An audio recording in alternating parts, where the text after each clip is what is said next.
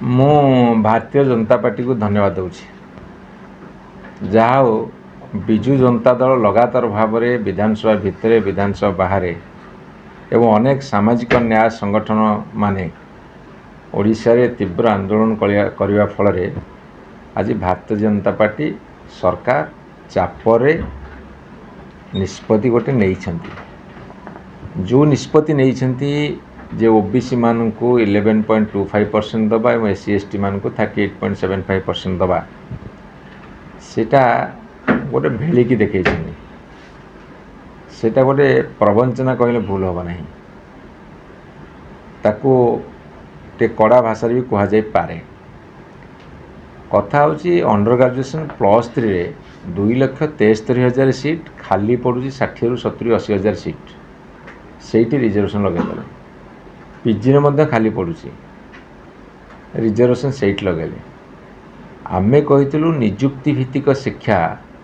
जोटा engineering medical एवं technical subject रे एइथिरे आपण माने दियंतु ओबीसी को 27% दियंतु एससी एसटी को तांकर भाग 39% दियंतु तापर कथबार्ता हुंतु से सेईटा को घोड़िया को जाई विभिन्न आड़ देखई ये सेया कर नथला सी सेया कर नथला सी सेया कर नथला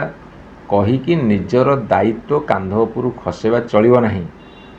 आउ सी जो दोषारोप करुछंती म तांको पचारिया को चाहे 1990 मसीह रे जेतले मंडल कमिशन लागू हैला वीपी सिंह सरकार टू समर्थन प्रत्याहार करके भारतीय जनता पार्टी कमंडल धरिक बाहरी पड़े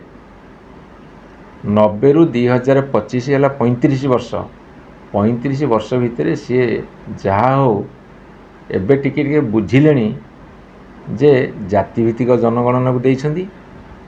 कौन कौन क्राइटेरिया रखिए ता परवर्ती समय आलोचना करवा एवं ओडिशा रे जो सरकार जे जाति प्रथा को तीव्र विरोध करती तल स्तर लोक उपरकू उठा चाहती नहीं मनोवादी चिंताधारा से माने जड़ित से माने आंशिक संरक्षण दे केते बाहवा नौ तुम्हें इंजीनियरिंग मेडिकल टेक्निकल स्टडीज रे आग संरक्षण दियो ओबीसी मान को पूर्ण मात्रा रे एवं एससी एसटी मान को पूर्ण मात्रा रे तापर कथार्ता हो जून 12 तांकर वर्षे पूरीबो से हिसाब दे केते पूर्ण करछंती ओडिशावासी तरफ आमे हिसाब दो केते पूर्ण करनाहांती केमिति मुआ बोलेछन सेटा आपण आ जस्ट 20 दिन अपेक्षा करंतु सेही दिन देखा देखि हबा एवं खूब शीघ्र टेक्निकल एवं मेडिकल कोर्स मध्ये संरक्षण देवा पई आदि सभापति घोषणा करछन तो किए मना कला ए शिक्षा वर्ष तो वर्तमान एडमिशन आरंभ होला देबे जे देबे हम तो चाहूँ जल्दी देवा को कहीं दौना खूब शीघ्र जल्दी देबे तो कहीं से बे दोनो से तो उसी कथा तुम तो देलनी +3 रे पीजी रे जोटी सीट खाली पड़ुची सेठी संरक्षण देछ से भाबुछन कोन समटे बोका हां जे अन्य को बोका बनिया को चेष्टा करे से निजे बोका बनी जाए आज देखंतु विजु जनता दल एवं सामाजिक न्याय संगठक माने आंदोलन करिया फल से माने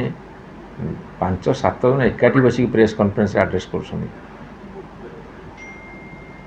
एटा प्रेसर आसले ना नहीं बर्तमान सामाजिक न्यायर प्रेसरटा एत अधिका अच्छी से ताको सम्मुखीन होंतु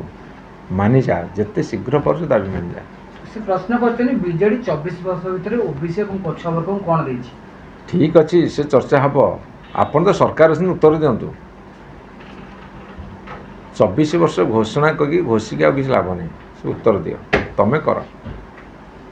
आपण काउंटर कर साला पर ताकर चेता पसी लागे 100% बर्तमान सी चापर आसीगले जो दल 35 वर्ष धरी भारत वर्ष रे विरोध करी आसी एबे तो रिसेंटली एबे तो ये मासे तले सी तांकर कहले आमे जाति भितरे जनगणना कले देश भाग भाग हो पार्लियामेंट भितर किए जड़े तांकर मंत्री कहते आंबेडकर गोटे फैशन हो गला आंबेडकर कहवा एवं तांकर निजे प्रधानमंत्री कहले 4टा जाति तो आपन जाति कौन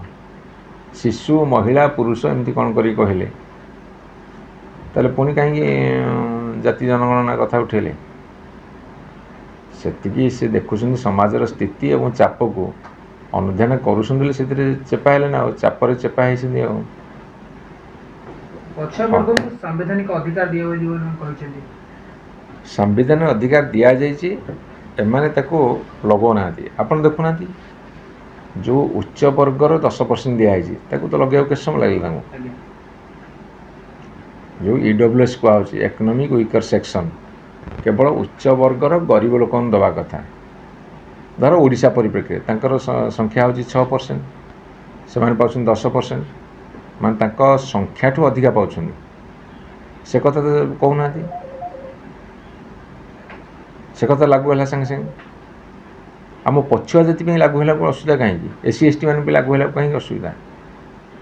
କେନ୍ଦ୍ରରେ ଯିଏ ସରକାର ହେବ ତାର ହେଉଛି ଦାୟିତ୍ୱ, ସେ କରନ୍ତୁ। ଓବିସିଙ୍କ ଇସ୍ୟୁରେ ଆପଣ ମୋହନ ମାଝୀ ସରକାରକୁ ଧନ୍ୟବାଦ ଦେବେ କି?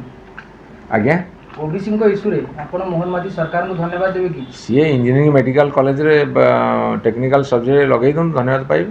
ମୁଁ କ'ଣ ଧନ୍ୟବାଦ ଦେବି? ସାରା ଓଡ଼ିଶାବାସୀ ଧନ୍ୟବାଦ ଦେବେ। ସେ ଆଗ ଲଗାଇ ଦିଅନ୍ତୁ ପରଫେକ୍ଟଲି।